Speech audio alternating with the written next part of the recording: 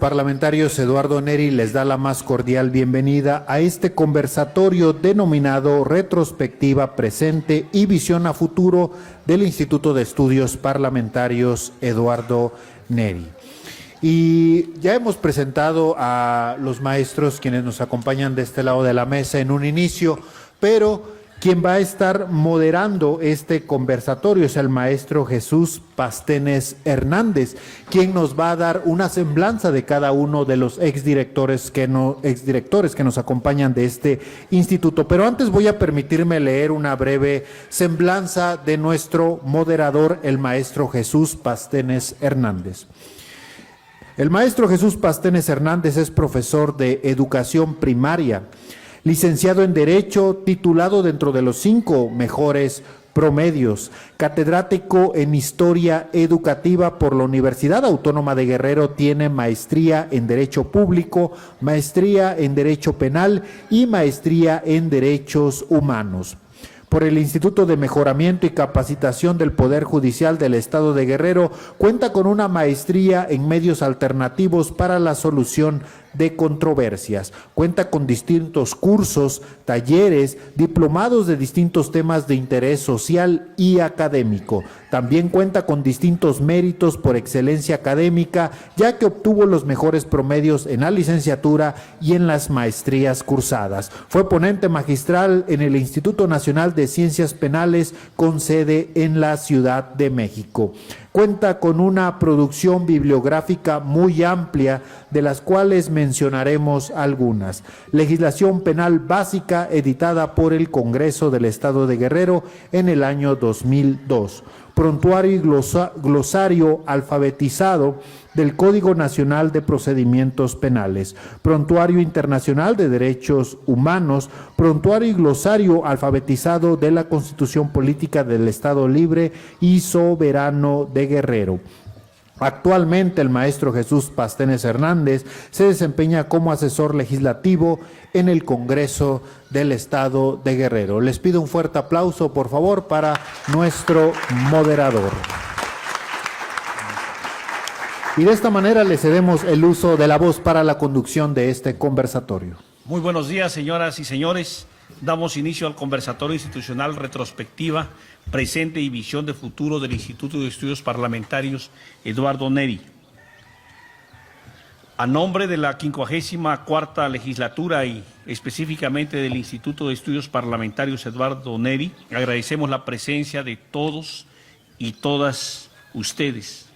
Quiero comentarles que el propósito neurálgico de este conversatorio es analizar la evolución histórica del Instituto, sus aportes legislativos y desafíos contemporáneos, así como la visión de futuro que nos permite proyectar su desarrollo institucional. Les comento que en este conversatorio participan destacadas personalidades con sólida formación académica y amplia experiencia en los ámbitos jurídico, legislativo, universitario y de investigación, por lo que haré una brevísima y resumida semblanza curricular y de su abultada hoja de servicios. Primeramente, les menciono que el doctor José Gilberto Garza Grimaldo es doctor en Derecho por la Universidad Nacional Autónoma de México, es profesor investigador de la Universidad Autónoma de Guerrero y miembro del Sistema Nacional de Investigadores, con una reconocida trayectoria en el estudio de los derechos de la naturaleza y en la producción académica especializada. El maestro José Luis Navarro Jaimes reúne experiencia en docencia, derecho constitucional, combate a la corrupción y asesoría parlamentaria, además de haber desempeñado funciones relevantes en el Congreso del Estado, en el ámbito federal y en la conducción del propio Instituto de Estudios Parlamentarios Eduardo Neri. Por su parte, el doctor René Candelario Román Salazar ha destacado por su sólida formación jurídica de posgrado, su experiencia en docencia e investigación y por haber asumido importantes responsabilidades y directivas, entre ellas la conducción del Instituto y de la gloriosa Facultad de Derecho de la Universidad Autónoma de Guerrero. Finalmente, el doctor Aurelio Vázquez Villanueva aporta una valiosa perspectiva interdisciplinaria desde la economía, las ciencias sociales, la didáctica y el pensamiento complejo, aunada a su experiencia como exdirector del Instituto Investigador y promotor del análisis jurídico e intercultural. A todos los panelistas, muchísimas gracias por aceptar generosamente esta invitación.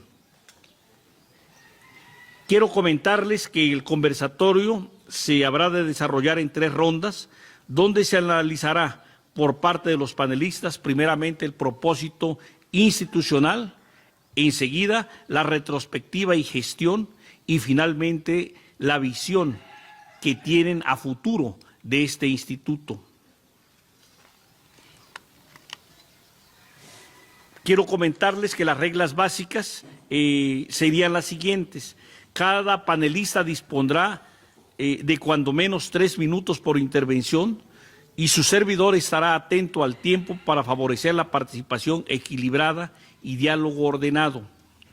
El orden de intervención es en estricto orden alfabético de acuerdo al apellido de los distinguidos conversadores, iniciando por el doctor José Gilberto Garza Grimaldo, le seguirá el maestro José Luis Navarro Jaimes, le continuará el doctor René Candelario Román Salazar y finalmente el doctor Aurelio Vázquez Villanueva. Mantendremos, señoras y señores, este mismo orden en las 3 rondas.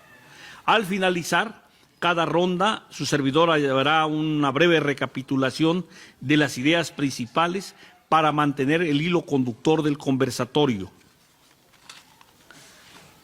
Luego de leídas las reglas básicas, vamos a dar paso a la primera ronda, que es el propósito institucional que orienta a este instituto. La pregunta es, ¿cuáles consideran ustedes que sea el objetivo principal de los institutos de estudios parlamentarios o legislativos en México y particularmente del Instituto de Estudios Parlamentarios Eduardo Neri? En primer término, cedemos el uso de la palabra al doctor José Gilberto Garza Grimaldo.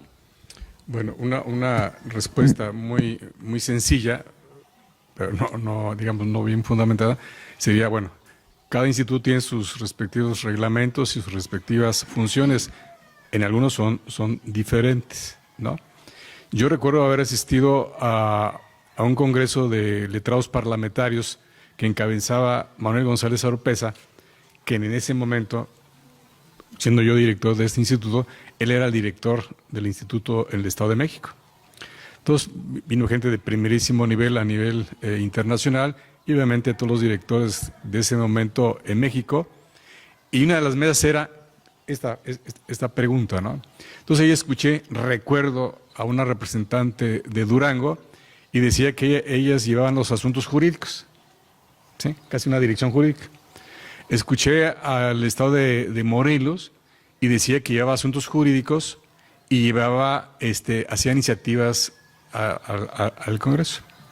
Después de escuchar a Manuel González Oropeza, él señalaba que el Instituto del Estado de Guerrero era el que tenía el mejor objetivo o la mejor función que debía tener un instituto.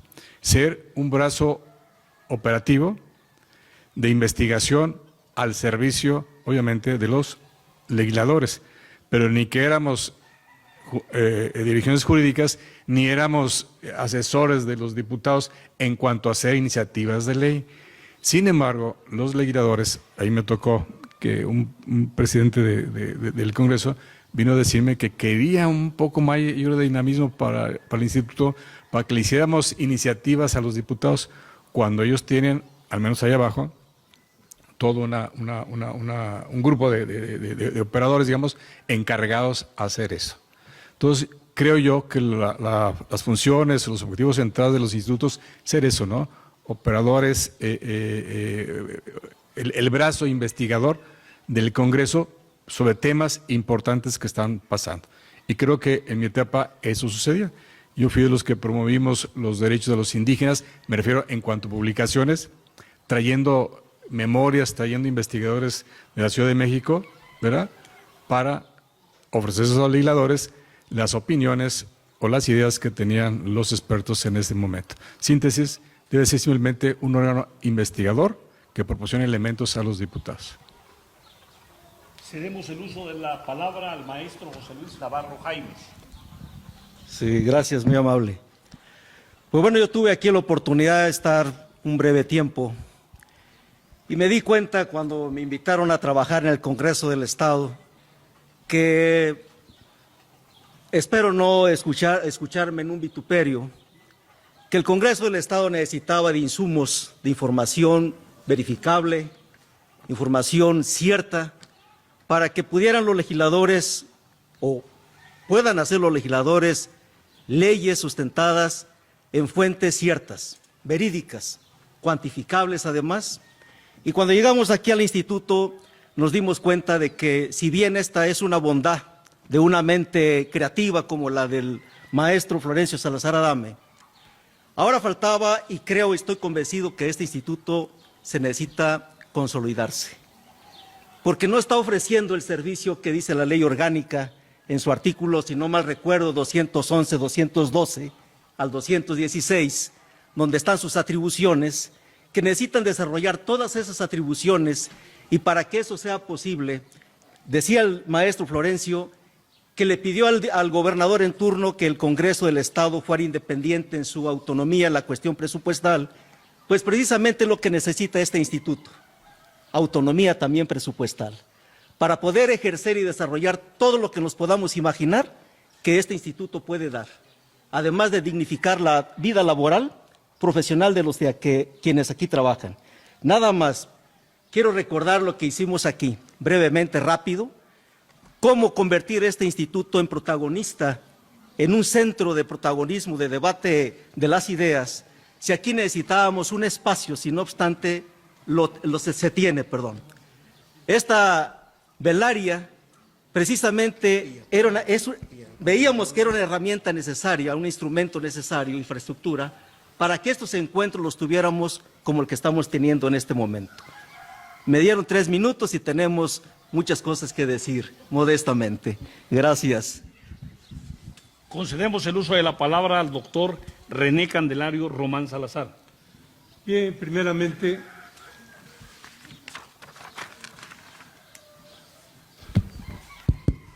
primeramente agradecer a Jesús Javier Astudillo por la invitación. Jesús fue uno de mis estudiantes en la Facultad de Derecho y fue un brillante estudiante. Entonces, yo creo y tengo esa fe de que harás un buen trabajo y lo estás iniciando bien, ¿sí? Miren, pues el objetivo es muy claro.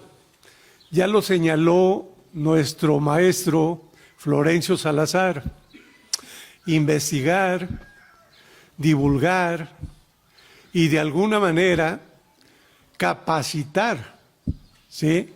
¿A quiénes? Pues de alguna manera capacitar a los señores legisladores.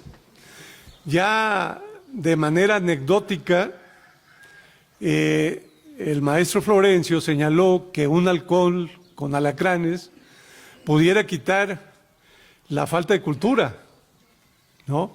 Yo creo que el trabajo del instituto puede ser más efectivo que ese alcohol. ¿Por qué? Porque la experiencia que yo tuve fue de que le dimos vida a un doctorado que terminó con su clausura, terminó muy bien.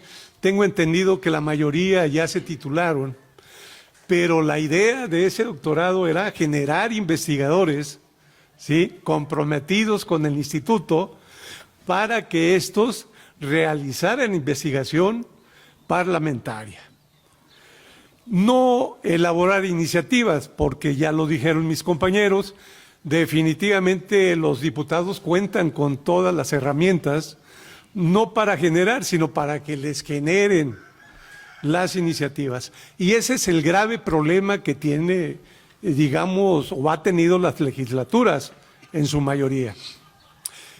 La capacitación para mí fue importante, de tal forma que llevamos o elaboramos un convenio con el Instituto Belisario Domínguez, que es del Senado de la República.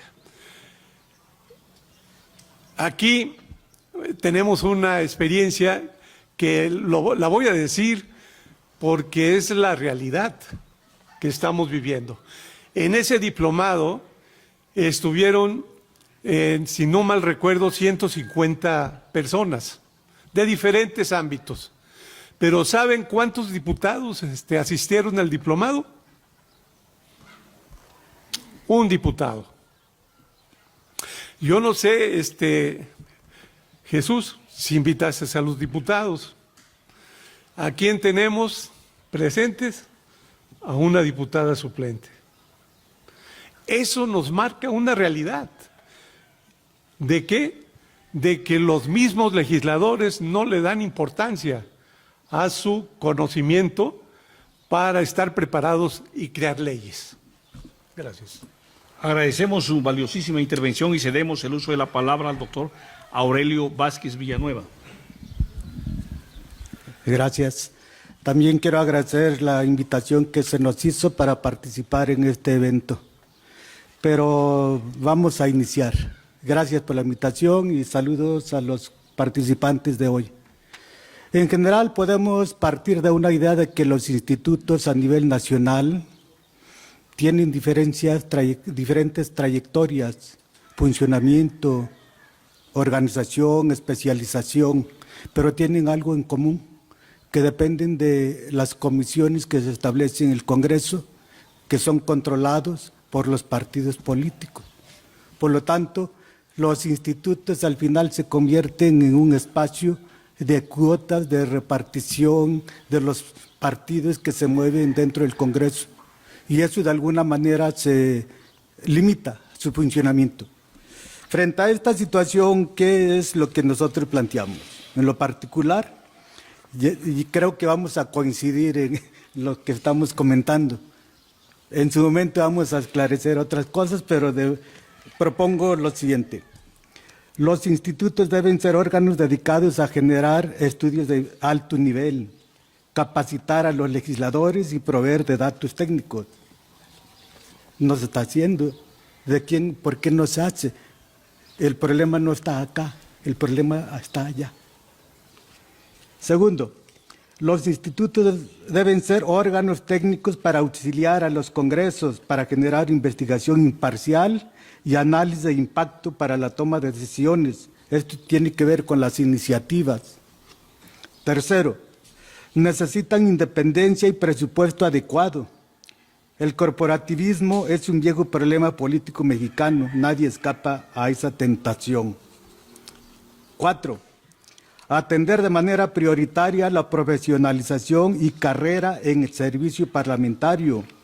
La rotación de personal en cada periodo legislativo por méritos políticos y no técnicos debilita cualquier funcionamiento del instituto. 5. Crear vínculo con la ciudadanía. Esto es, dar a conocer los estudios técnicos complejos en lenguaje accesible a los ciudadanos y que las investigaciones sobre las evaluaciones de las leyes que se aprueben sean públicas y respondan a las necesidades de la población. Por último, atender la relevancia antes que la coyuntura política. Esto quiere decir que los congresos aprueban reformas de manera apresurada, sin una visión profunda del problema que se pretende resolver. En el peor de los casos, por un interés político inmediato, frente a ellos se requiere estudios imparciales para incidir en el debate antes de cualquier aprobación. Gracias en esta primera parte. Permítame subrayar las siguientes ideas que hemos apreciado en esta primera ronda. Se concibe que el propósito institucional de este instituto es el de constituirse en brazo operativo de investigación de los legisladores, ser sobre todo un centro de debate de las ideas, en donde se tenga también la capacidad de ser un órgano de capacitación de los legisladores al servicio del pueblo y constituirse además en un instituto de alto nivel. En conjunto nos muestran cómo el instituto se ha de concebir no como un espacio o reducto de chalanes que se disfrazan de académicos, sino como un espacio constituido de hombres y mujeres críticos a través de análisis técnico y de memoria legislativa al servicio del Congreso y de la ciudadanía. Con esto daremos paso, desde luego, a la segunda ronda, que está constituida fundamentalmente por la siguiente pregunta: ¿cuáles fueron los principales retos, como los que se han ya mencionado, el presupuestal, la partidización del instituto, así como las experiencias positivas durante su gestión al frente del instituto? Concedemos el uso de la palabra al doctor José Gilberto Garza Grimaldo. Muchísimas gracias. Creo que algunos amigos me han expresado que he sido el director mejor de este instituto. No lo estoy presumiendo. Ahorita lo voy a aclarar por qué, ¿no? Dicen ellos, ¿no? Inicio con lo siguiente, ¿no? Quien me propone para ser director de este instituto es el señor Florencio Salazar Adame. Entonces, él tiene la presencia dentro del Congreso. Pero acepté venir porque me lo ofrecía el señor Florencio. Pero creo que a las semanas, 15 días, deja el Congreso y me siento que estoy solo. Pero casualmente llega Enrique Galena Chopin, el ingeniero, amigo personal, y después llega el licenciado Héctor Astudillo Flores, amigo personal. Entonces yo conté, afortunadamente, con el respaldo de los presidentes del Congreso. No porque yo haya sido mayor talentoso, no porque yo... No. O sea, si hicimos muchísima producción académica, que eso sí es cierto, fue porque se contó con la bondad, tanto primero de Florencio Salazar Adame, después del diputado Enrique Galena Chopin, y en tercer lugar por el licenciado Héctor Astudillo Flores. Es lo que es, cuando se tiene, el político tiene la visión de la importancia que tiene el instituto, fluyen los recursos. Pero no crean que fluyen así, como lo estoy explicando, ¿no? Sino que tenía que ir a negociar, presentar proyectos de libros, y a tira y flojo, ellos me respaldaron. Entonces, se hizo lo que se hizo aquí en el instituto, pues se contó con un presupuesto, digamos, bondadoso, ¿no? ¿Qué puedo resaltar? Bueno, la producción académica, creo que fueron bastantes libros. Trajimos gente de primerísimo nivel, como Jorge Castañeda, Manuel González Arupeza, el doctor Elisur Arteaga. Traíamos maestros españoles, no porque yo tuviera el contacto con la Universidad de España, sino que hicimos me parece que un diplomado en técnica legislativa, pero con un convenio con la Universidad de Anáhuac, porque el jefe del Departamento de Derecho era un amigo del doctorado, y los invitados que él llevaba a la Anáhuac de España, él me los ofrecía a mí con el único requisito de llevarlos a Acapulco, ¿no? Era el único gasto. Entonces trajimos gente de primerísimo nivel, ¿sí? Y bueno, hay muchísimas anécdotas y es de para reírnos un poquito. Entonces, en una presentación de un libro sobre la bandera, ya se mandó a imprimir el libro, se fijó la fecha para la presentación, el libro no estuvo, suspendimos la presentación, llega la segunda presentación, el libro no está, y el autor está ya desesperado, y dice, a la tercera vencida, doctor, o a la tercera, y le habla al editor que si va a estar el libro a tal fecha, sí va a estar. Yo, previendo cualquier cosa, lo dejé por una semana después. Un día antes de la presentación, digo, y vamos a ir por los libros. Oye, doctor, no estuvo el libro. Le llamo al autor del libro diciendo, oye, lo vamos a suspender. No, doctor, no me haga esto, doctor. Ya están las invitaciones para la presentación del libro en el Museo de la Bandera. Va a estar el presidente municipal, van a estar los regidores, las personalidades de igual. Entonces, le propuse, bueno, me uno a su interés, nada más que no está el libro. Entonces, mire, el libro lo va a presentar Tomás Bustamante, que era investigador de este instituto. Él lo va a presentar, sigue usted lo que va a hacer más agradecer el apoyo por el libro, y todo lo demás me lo deja a mí. Llega ese día, llenazo de auditorio, participa Tomás Bustamante con la presentación del libro, pero cuando participa ahí el autor, se lanza contra mí. Quiero informarles que no está el libro, no está el libro. Y la responsabilidad es del director, tal. Bueno, esa es el primer anécdota. Pero de este mismo sigue el segundo anécdota. Pasan años, y estoy en un evento en el Congreso, ahí en la parte externa, ¿no? En la velaria, y termina y me saluda un amigo de Iguala. Y dice, tengo tiempo que no lo veo, doctor. Recuerdo que lo vi en la presentación de un libro allá en Iguala. Digo, sí, hombre, y te cuento la anécdota, y le cuento la anécdota, y me sale una expresión, porque me entrevistó un periodista, ¿no? Oye, ¿cómo está esto, no? Digo, ahí hablé como Cantinflas con el periodista. Y cuando yo le estaba explicando esa anécdota, le digo, oye, luego se presentó un periodista, y dije una mala palabra, ¿no? Cuando termino de explicarle, sí, atrás me dicen así. Dice, yo soy el pinche periodista que estuve allá, dice, espero que ya tenga el libro. No, sí, digo, sí. Cedemos el uso de la palabra al maestro José Luis Navarro Jaimes. Bueno, pues aquí este instituto nos da a todos pues muchas anécdotas. En mi paso decía en mi intervención inicial, que fue muy breve, veíamos de cómo pues hacer que este instituto fuera del conocimiento, al menos de la clase política, como le llaman los políticos aquí en Chilpancingo. Nos dimos a la tarea, bueno, pues primero de ver las necesidades que se tenían aquí en este instituto para poder traer ponentes y que no anduvieran dando ponencias en otros lugares, sino la intención que fuera aquí en este instituto. Decía, pues en mi breve gestión se construyó esta velaria, la renovación de estos baños. Me decían que los compañeros trabajadores, que me da una enorme alegría verlos, que no tenían agua. Se construyó una cisterna de más de 20,000 litros, instalamos luminarias alrededor para que esto en las noches, también tardes, fuera un centro de reunión, de encuentro, de análisis.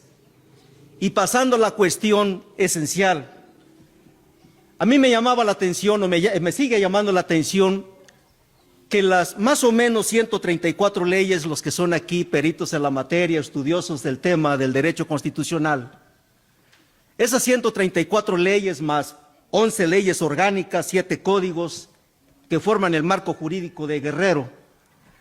La pregunta que uno se hacía es si ese marco jurídico tenía, por ejemplo, o tiene transversalidad de derechos humanos, pensando de que esas leyes, muchas de ellas fueron realizadas antes de la gran reforma en materia de derechos humanos del 10 de junio del 2011, que a mí me ha llamado la atención porque este instituto puede ofrecer también este servicio de análisis, de revisión, y sugerir a los legisladores ese tipo de observación, pero además cuando haya un asunto que se esté llevando a cabo en el debate de una iniciativa de ley, incluso hasta de una minuta, si esos debates tienen algún problema de infraconstitucionalidad o metaconstitucionalidad, porque hemos visto que en los últimos años la Suprema Corte ha invalidado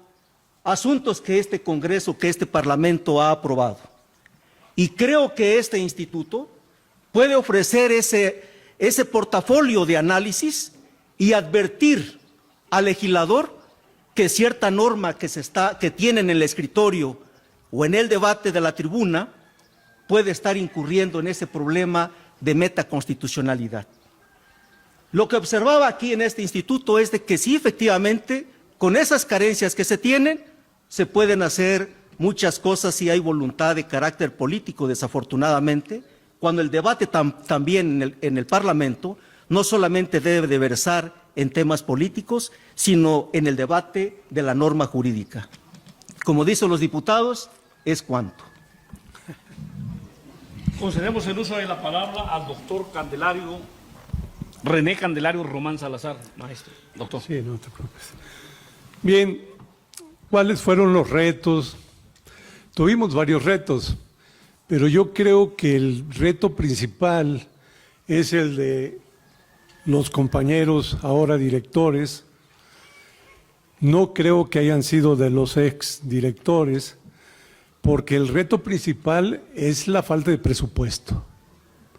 Nosotros, en mi tiempo, en mi periodo, trabajamos, señoras y señores, con 40,000 pesos mensuales. Ese fue el presupuesto que nos otorgaron. No sé ahora cómo estén ustedes, ni quiero saberlo, porque a lo mejor ya les dieron más, ¿no? Ese fue un reto porque teníamos que realizar muchísimas actividades, dado que pues siempre, digamos, hemos tenido la aspiración de servir. Entonces dijimos, eso no nos va a detener. Así es que tuvimos la oportunidad de realizar convenios con varias instituciones, lo acabo de mencionar, con el Senado de la República, un diplomado excelente, pagado por ellos. Venían gentes que por venir cobraban 19, 20 mil pesos.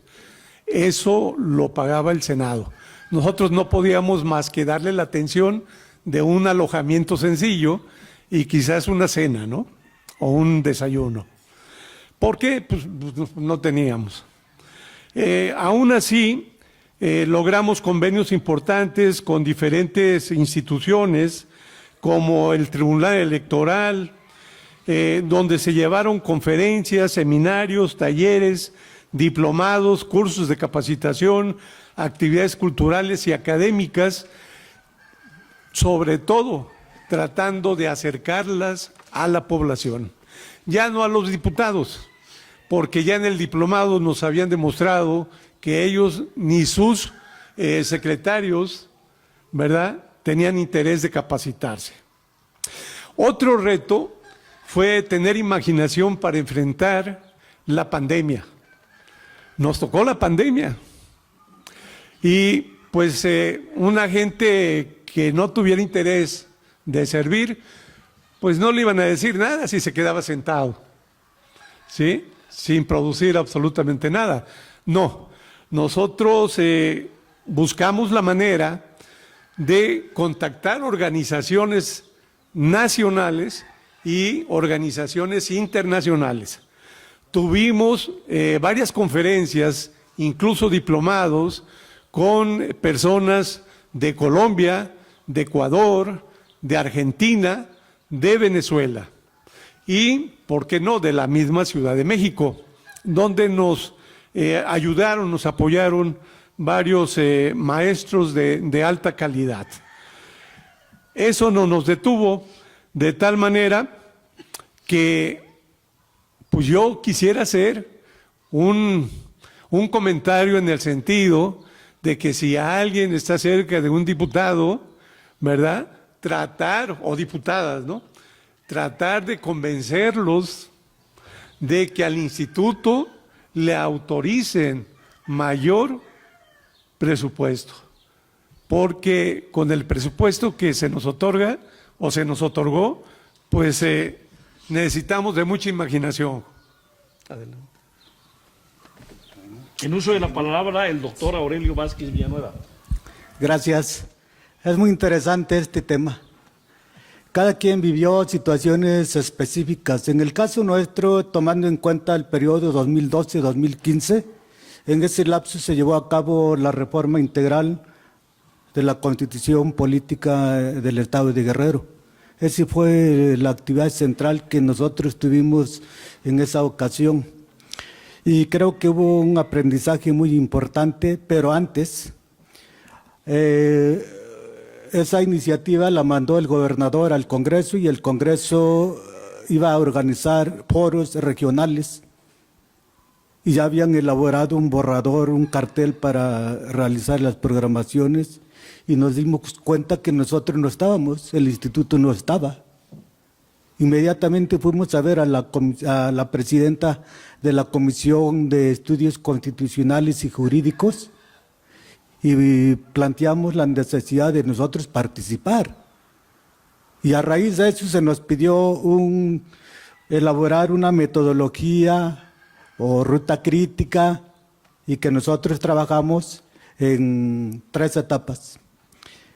Nosotros presentamos esa estrategia en 3 momentos. 1, la concentración de la información de cada uno de los foros, porque se realizaron 7 foros, 1 en cada región y 3 con especialistas de colegios de abogados, de la Universidad Autónoma de Guerrero, por ejemplo, se hicieron. Y entonces concentramos nosotros toda esa información. El problema era de que éramos muy pocos. Realmente, de todo ese personal que estaba en la nómina, éramos los que estábamos al frente de esto, éramos 3. El coordinador académico, un personal de apoyo del director y yo, y de vez en cuando el de finanzas por los gastos de logística de traslado. 3. ¿Se imaginan lo que implicaba concentrar esa información de todas las ponencias de cada una de las regiones y concentrar la primera etapa? Segunda, sistematización de las propuestas y clasificación. La tercera etapa, que al final no la desarrollamos, presentación de las propuestas de la reforma. Y entonces nosotros trabajamos eso. En cierta ocasión me dijo el diputado Astudillo, ¿sabes qué? En corto, por allá una presentación del libro, la tercera etapa no las tienes que dejar. Evidentemente que sí, era su materia de trabajo de ellos, de la comisión. Pero bueno, al final, ¿qué descubrimos acá? Nosotros hicimos en esa clasificación de la segunda etapa 3 clasificaciones de las propuestas. 1, unas propuestas comunes. Segundo, propuestas novedosas que por primera vez se presentaron. Y la tercera etapa, la más complicada, las propuestas sensibles, las que requieren negociaciones, ponerse de acuerdo entre los partidos dentro del Congreso. Nosotros trabajamos 2 documentos, uno amplio y uno de forma ejecutiva. La Comisión de Estudios Constitucionales organizó una ida a la Ciudad de México a dialogar con los del Instituto de Estudios Jurídicos de la UNAM. Nos invitaron. Les presentaron toda la información, es la que nosotros elaboramos. No había más. ¿A qué fue esa comisión? A exponerle para que les orientaran cómo hacer. Y les dijeron casi lo mismo. Que hicieran 2 clasificaciones. Las propuestas, le pusieron ellos propuestas, esa comisión le llamó a estos asuntos, propuestas que tuvieran más dificultades, las complejas, que requieren ponerse de acuerdo. Y nosotros ya lo habíamos puesto por delante. O sea, no confiaron esa comisión de lo que nosotros somos capaces, aunque éramos poquitos. La UNAM les dijo lo mismo que nosotros les dijimos, pero ellos sí cobraron. Cobraron varios milloncitos de pesos. Terminó el primer evento. Segundo, cuando a mí me propusieron venir a este espacio, yo dudé mucho, por lo siguiente. Escuchaba al maestro, ¿cómo se llama? Nelson Valle López, quien había sido rector de la universidad y vino acá. Él nos contaba en las reuniones, es un problemón de los recursos. Uno tiene que andar corriendo allá para que te autoricen los recursos para tu poder hacer cosas. Bueno, en ese momento yo no tenía ninguna relación con esto, nomás escuchaba la información. Cuando me invitan, me acordé inmediatamente, esas dificultades voy a tener. No, gracias compañero, pero yo no le entro. ¿Cómo que no? Sí, tienes 15 días para que te definas. A los 2 días me llaman, ¿sabes qué? Ya no son 15 días, urge ya en 5 días tienes que ya, pues acepté. Lo que nosotros propusimos en ese tiempo, nos enteramos que redujeron el presupuesto del instituto. Y estábamos pensando en armar una estrategia. Y le digo al de finanzas, de aquí del instituto, plantéale al de finanzas del Congreso que nos faciliten crear una cuenta directa del instituto para que una vez que le quiten de todo, salario, gastos del comité, etcétera, etcétera, lo que quede cada quincena, cada mes, lo depositen en esa cuenta y nosotros sabremos cuánto contamos para hacer lo nuestro. Tuvimos que tener varias reuniones con el director de finanzas y tuvimos que ir con el presidente de la CUCOPO ahora para que nos pudiera salir adelante. De esa manera creo que pudimos nosotros cuando menos tener una cuenta y saber cómo ejercer ese recurso y comprobándolo, desde luego todo para que no hubiese dificultades. Ese es mi asunto que les quiero compartir en este aspecto.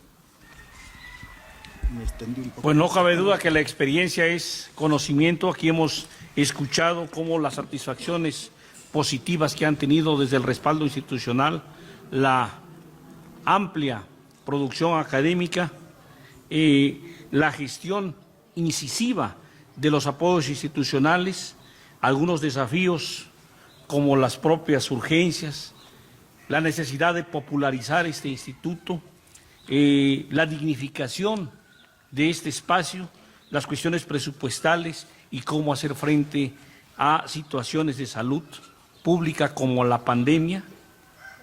Esto finalmente nos refleja que esta memoria institucional nos ayuda a entender el valor del instituto, la visión y la misión que ha asumido cada uno de sus directores.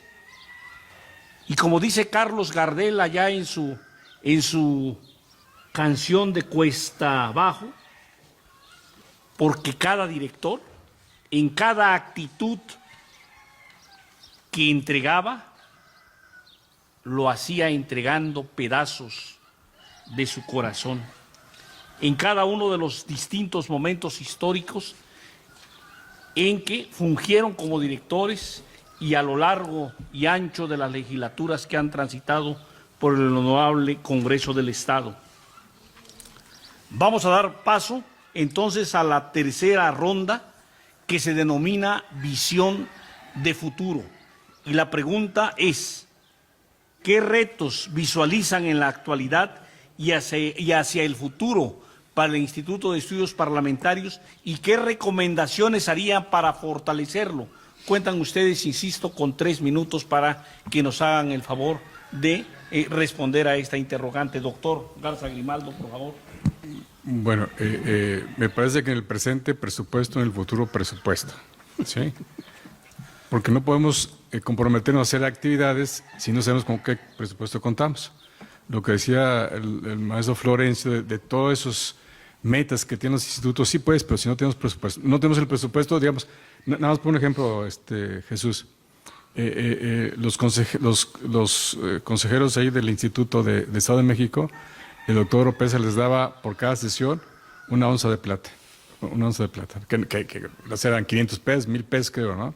Una onza de plata, aquí es gratis, ¿no? O sea, es honorífico esto, ¿no? Y que no se vale a decir, es que allá hay dinero, aquí no hay dinero. Me parece que no es la razón. Entonces, presupuesto en el presente y en el futuro. Yo quisiera aquí, Jesús Pastenes, tomar la siguiente anécdota porque lo abarcó el doctor Aurelio.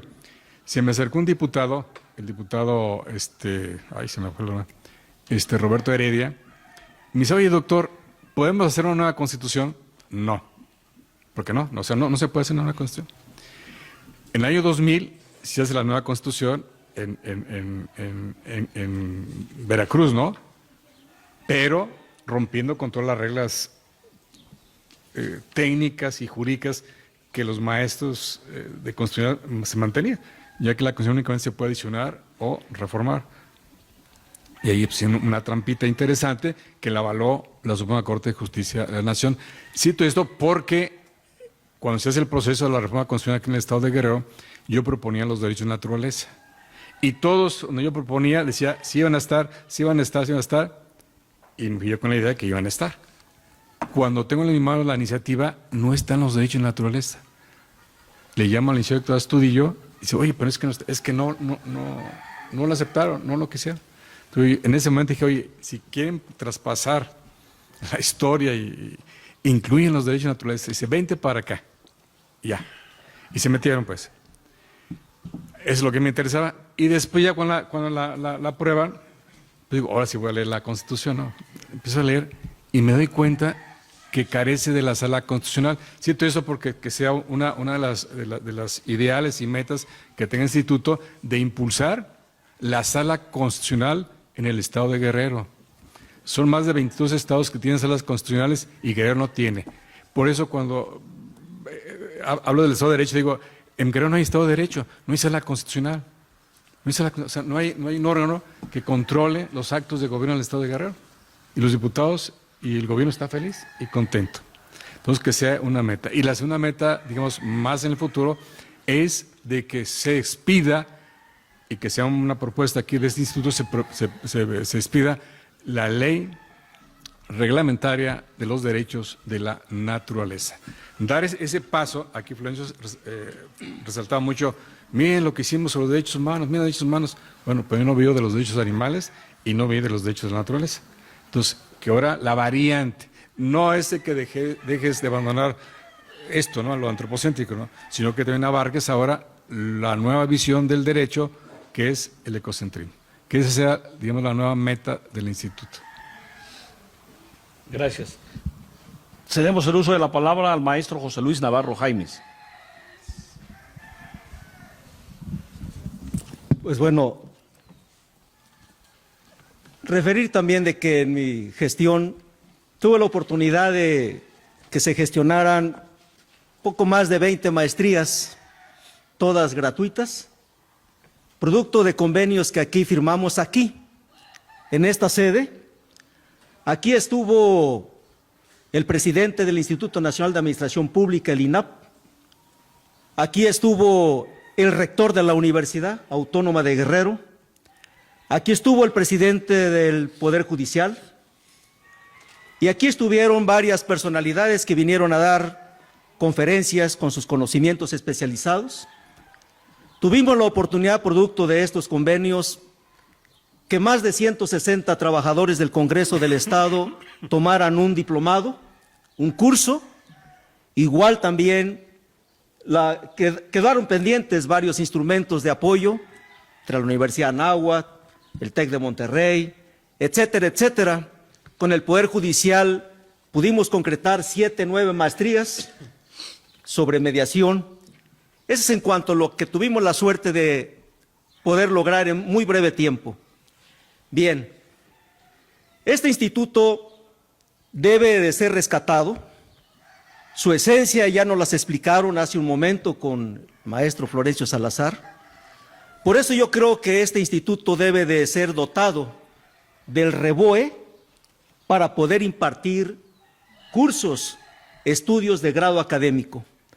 Una de mis propuestas que hice a los diputados es reformar la ley orgánica para que precisamente este instituto pudiera o tenga esa capacidad legal, jurídica, y que el auditor no pueda observar esta cuestión de la atribución de las 49 atribuciones que tiene el Congreso del Estado, y precisamente estas 49 atribuciones, más los 9 asuntos de atención preferente, que todos ustedes saben, tiene el Poder Legislativo de Guerrero, cómo apoyarlo para que desarrolle este conjunto de atribuciones que tiene el Poder Legislativo. Yo estoy convencido que para eso, sí, este instituto puede ofrecer información con una visión holística, integral, una visión politogénica, para que pueda integrar diferentes factores de estudio, de análisis, propuse también, y creo que es conveniente, que aquí este instituto también elabore estudios de opinión pública, para que el trabajo legislativo sea sustentado, como dije hace un momento, en información veraz, que se genere y que se vaya produciendo aquí mismo, que sea verificable de los diferentes tópicos de la vida política social de Guerrero, que en Guerrero nos caracteriza su asimetría social, producto de muchos factores, de decisiones de la política que se toma precisamente en el poder legislativo. De ahí la urgencia, la necesidad apremiante que este instituto tenga especialistas en cada rubro de las materias, que sea apoyado con una información de calidad. Creo que se puede hacer mucho si hay voluntad política. A mí me llamó la atención en una ocasión también, y esto tampoco es anécdota, más bien es preocupación, que en el legislativo se haya aprobado una ley sobre movilidad vial segura. Y esa ley no tiene una base y una proporcionalidad constitucional. Si revisamos la Constitución de Guerrero, vamos a encontrar que el derecho humano a la movilidad vial segura no existe. Y esa ley fue aprobada, primero, antes de que llevar ese derecho humano a la Constitución. Y son de las cosas que aquí también se pueden revisar. Llama la atención, por ejemplo, que en una legislatura se aprobó la autorización a los municipios de cobrar el DAP, el derecho de alumbrado público, cuando a lo mejor hasta los estudiantes de Derecho saben que esa es una materia de carácter federal. También se aprobó la facultad para los municipios y el gobierno del Estado regular la actividad metalúrgica, cuando también son temas de carácter federal. ¿Y qué pasó? Que la Suprema Corte de Justicia de la Nación los invalidó, como invalidó también en la no observación de la consulta popular informada a los pueblos originarios. Por eso creo que este instituto puede ofrecer mucho a los parlamentarios, de ofrecer una información más completa. ¿Por qué? Porque ellos son los responsables de legislar el derecho. Son los responsables de legislar el derecho, de positivizar el derecho. Decía aquí el doctor, hacen falta derechos, el derecho de los derechos de la naturaleza. Pues aquí este instituto puede ofrecer también precisamente el análisis de la necesidad y urgencia de legislar sobre los derechos humanos subjetivos. Aquí en Guerrero, ¿cuántas veces se ha promovido una acción de inconstitucionalidad de las cuestiones que se aprueban en el Congreso del Estado? Ha tenido que ser la Comisión Nacional de los Derechos Humanos, cuando la facultad de la Comisión Estatal de los Derechos Humanos es precisamente una de las facultades, es observar que no haya esa metaconstitucionalidad de una norma que se esté aprobando, pero nunca hemos visto que se promueva una acción de inconstitucionalidad y que penosamente la Suprema Corte ha tenido que resolver invalidando asuntos que aquí se aprueban. Por eso creo que aquí en este instituto puede tener una base, un banco de datos apoyado con tecnología y, como decía el maestro Florencio Salazar, y coincidimos, ya ir contemporanizando sus investigaciones, sus trabajos. Es como la exigencia de desestacionalizar la actividad social económica de este Estado para ir resolviendo asimetrías sociales. Muchas gracias. Concedemos el uso de la palabra al doctor René Candelario Román Salazar. Bien, todo lo que hemos conversado se reduce a lo que comentó el doctor Garza Grimaldo y a mi maestro, yo le digo maestro Florencio, porque siendo muy joven le di continuidad a su trayectoria. Presupuesto. No podemos hacer absolutamente nada, aunque estemos sugiriendo muchas cosas, si no contamos con una solvencia financiera. Entonces, la sugerencia y el reto para el futuro es gestionar presupuesto. En segundo lugar, y aquí voy a hacer lo mismo que el doctor Garza Grimaldo, que se dijo que fue el mejor, o que dijeron que fue el mejor director. Yo quiero decirles a ustedes que yo fui el último director que de alguna manera tomó protesta en el Congreso del Estado y me eligieron por unanimidad. De ahí para adelante se ha venido, yo lo veo como un problema, porque los compañeros han llegado como encargados y eso no les da una garantía política, menos jurídica, ¿sí? ¿Para qué? Pues para cumplir con sus programas de trabajo, ¿sí? Programas de trabajo que obviamente no se pueden realizar en la incertidumbre. No pueden estar a capricho de las fracciones, no pueden estar a capricho de algún diputado o diputada para que en cualquier momento los remuevan. Eso va en contra, ¿sí?, de lo que representa el instituto. ¿Qué es lo que pueden hacer en el futuro? Está claro, hacer investigación. No hay otra. Hacer investigación y análisis parlamentario. Me acaba de dar una buena noticia, porque ese ha sido uno de mis metas, de que en la Facultad de Derecho se contemple como una unidad de aprendizaje o materia al derecho parlamentario, pero de manera obligatoria. Cuando estuve aquí, tuve la posibilidad de indagar y me di cuenta que esta unidad de aprendizaje solamente la impartían en la Universidad Autónoma de México y en la Facultad de Derecho de Guerrero. Nada más, en todo el país. Pero como una materia optativa, ¿sí? Obviamente también la subcultura del estudiante no le permite ver, observar, que en un futuro puede ser representante popular. ¿Y qué más que un representante popular con la academia detrás, o sea, que lo fortalezca, como haber llevado una materia de derecho parlamentario y técnica legislativa? Jóvenes y no jóvenes, ¿verdad? Parece que estoy en mi grupo, ¿verdad? ¿Quién se lleva el dinero cuando elaboran una iniciativa en el Congreso? Se llevan el dinero los que saben derecho parlamentario y técnica legislativa, y que en su mayoría no son guerrerenses, vienen de otros lados, ¿sí?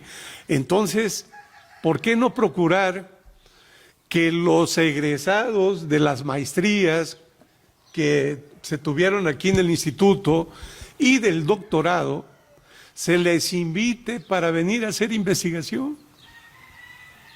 ¿Sí? Obviamente, a lo mejor, ¿verdad?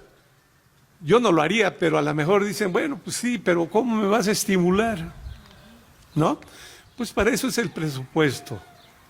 Por eso les decía, no se puede hacer nada si no hay un presupuesto de por medio, ¿sí? Y señora, yo fui diputado suplente.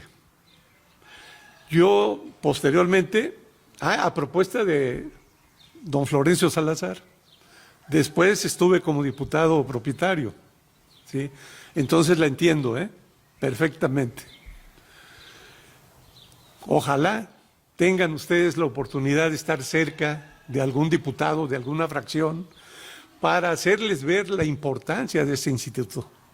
Yo creo que ustedes ya se llevan una imagen, una información de lo que debe de ser nuestro instituto.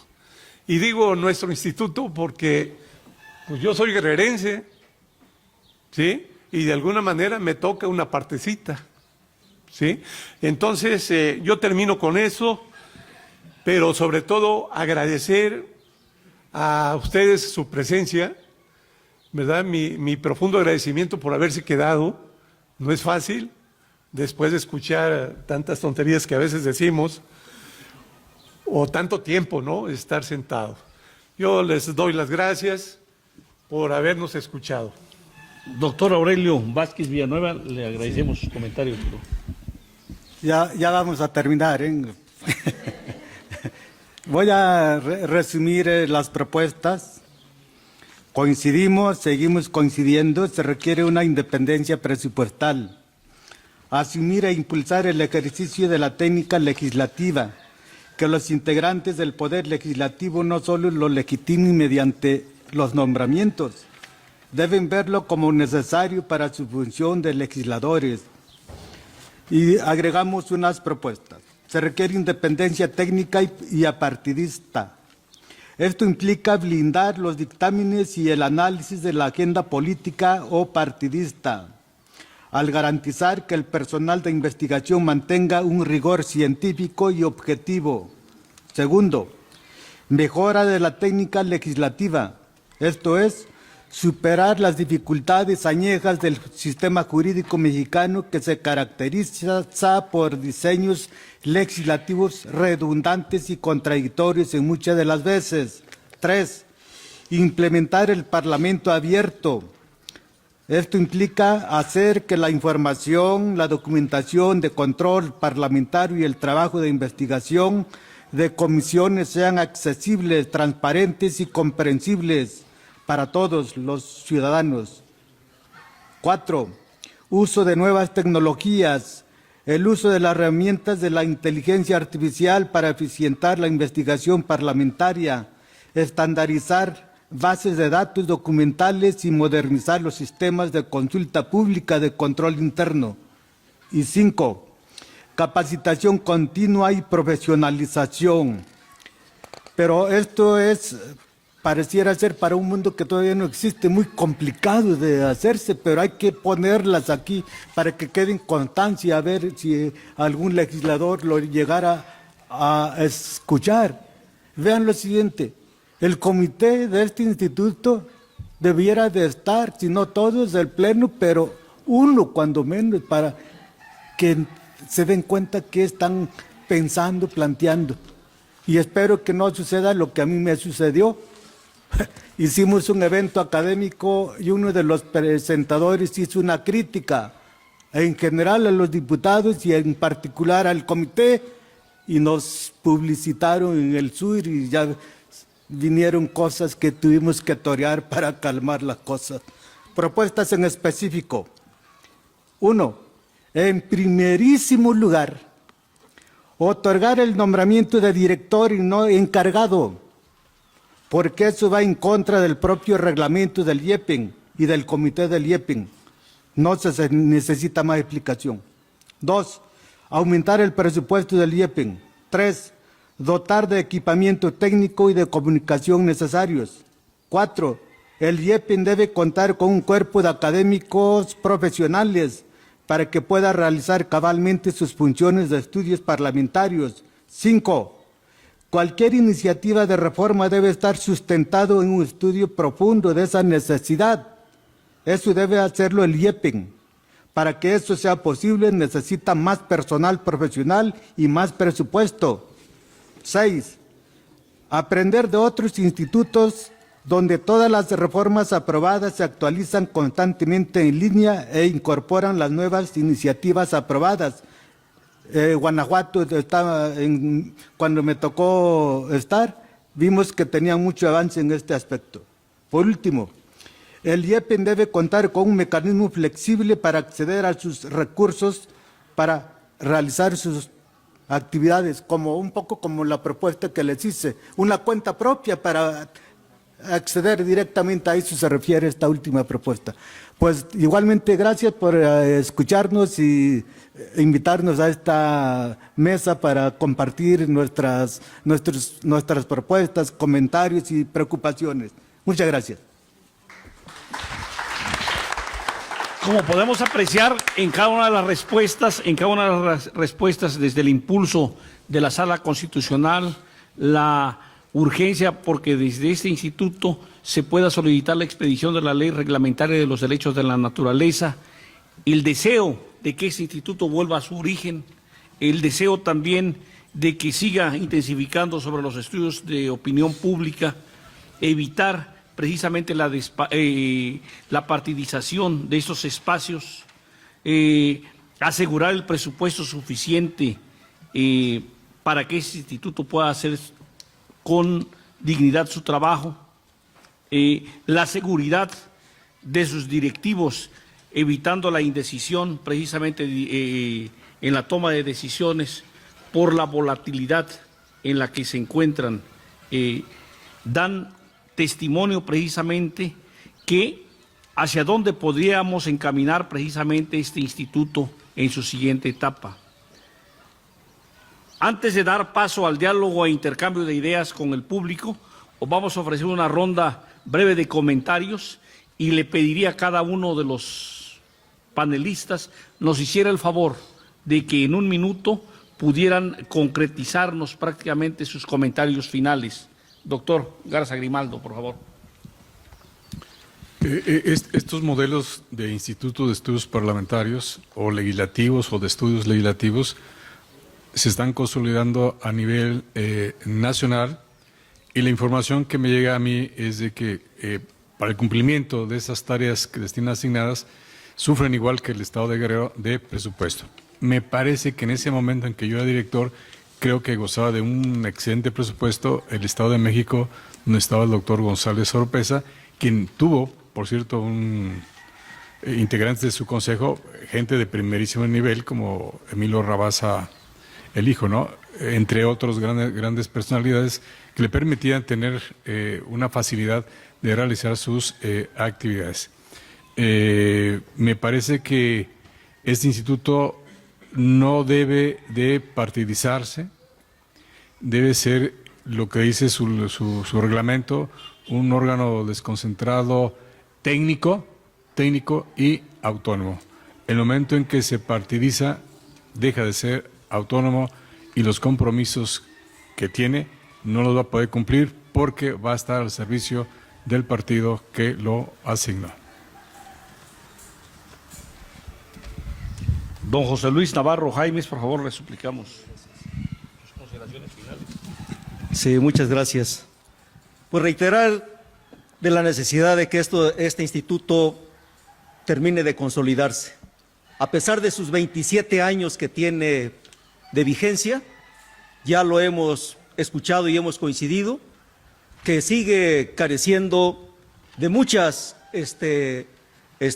apoyos de carácter presupuestarios, y llama la atención de que su reglamento, por ejemplo, si no mal recuerdo, es del 2004, que eso habla precisamente de que este instituto necesita modernizarse, actualizarse. Estamos hablando a una distancia de 22 años. Un reglamento del 2004 pinta tal cual la necesidad que se tiene de que este instituto se le ponga a la vanguardia con la voluntad política de los que deciden el destino de estos institutos. Está por demás decir que cualquier idea que se tenga, nada podrá ser posible si no se tiene ese apoyo. Es como la materialización de la ley, simplemente se queda en un derecho subjetivo de existir, pero no poderlo aplicar. Así sucede con este instituto tan importante, pero yo tengo la confianza que con la presidencia de la diputada Diana Bernabé, que ha mostrado interés en que este instituto se fortalezca, recupere su esencia, en este evento precisamente muestra ese interés que se tiene, y ojalá todos los integrantes del comité del Instituto de Estudios Parlamentarios tengan también ese interés y puedan trabajar en esa sintonía para que este instituto sea y recupere la esencia que lo motivó en su origen. Muchas gracias. Doctor René, aquí, por favor. Gracias. Bueno, pues muchas gracias. Agradecer a los panelistas que nos hemos estado acompañando. Ya les agradecí a ustedes por quedarse. ¿Qué puedo, digamos, comentar como algo final? Hemos estado insistiendo que para trabajar se requiere presupuesto, pero también hay que insistir que hay muchísimas dificultades para adquirirlo. No es fácil. Si no lo adquirimos, ¿nos vamos a quedar sin hacer nada? No. Tenemos que echar a andar nuestra imaginación. Mi recomendación es que acudan, visiten al Instituto Belisario Domínguez. Allá ellos sí tienen muchos recursos, ¿verdad? Realicen convenios, no nada más con ese instituto, ya lo comentó el doctor Garza, el Estado de México siempre ha tenido mucho recurso, y pues con nuestras instituciones, está la UAGRO, está el Tribunal Electoral, está el Instituto Electoral, todo es cuestión de que verdaderamente se tenga deseos de servir. Y yo vuelvo a reiterar, no hay que desperdiciar el recurso que significan los doctores que fueron preparados en este instituto, a los maestros que fueron preparados en este instituto para obtener de ellos algunos apoyos en cuanto a la investigación. Muchas gracias. Doctor Aurelio, por favor. Sí. Pues la verdad es que tenemos que considerar la nueva situación de cómo se trabaja actualmente, el personal que se tiene, los compromisos, etcétera. Pero básicamente yo comparto también lo que se ha comentado acá. No podemos convencer a los diputados a que de momento vean de relevante el papel del instituto. La investigación y las iniciativas deben de iniciar aquí. Pero no se hace de esa forma, todo comienza allá y se aprueba allá y el instituto nada tiene que ver con esos asuntos, lo ven como una cosa aparte. Pero justamente no debe de estar aparte, el instituto debe de estar adentro. Pero entonces esa es la cuestión de que los diputados pues no consideran la importancia. Y justamente decía hace rato la crítica que algún ponente participante académico hizo al comité, hizo que se publicara en el periódico El Sur y acá me tuvieron que llamar, ¿qué está pasando? Y cosas que esas no deben de ser, y dije, bueno, nosotros vamos a enfrentar la situación y bueno, los académicos yo no le puedo, ni los que están aquí, los organizadores me pueden decir, oye, no hables de esto. Y yo tampoco les podía decir a los académicos invitados de aquel tiempo, no hables de esto porque me expones, o sea, no, son críticos y adelante, para mejorar la situación. Yo creo que eso tenemos que aportar, pero también deben de cuestionar un equipo al interior del instituto. Yo desconozco cuántos son, no sé cuántos sean, me tocó mi experiencia particular y hicimos lo que pudimos hacer y entonces con la inventiva, buscar la manera, pero siempre, como dice el doctor Román, hay instituciones que pueden colaborar con nosotros, hay que buscarlos, firmar convenios, etcétera, etcétera. Muchas gracias. Y felicidades al personal y a los directivos por este 27 aniversario del instituto. Muchas gracias. Pues a manera de síntesis de este conversatorio, que nos ha permitido mirar retrospectivamente el origen y desarrollo del instituto, se reconoce su contribución al trabajo legislativo y sobre todo perfilar líneas de acción para su futuro, pese a los obstáculos, pese a las resistencias, pese a las inercias, parecen los directores unificar un criterio para informarle también al destacado maestro Jesús Javier Astudillo Flores que este instituto, pese a sus obstáculos, como decía Galileo Galilei,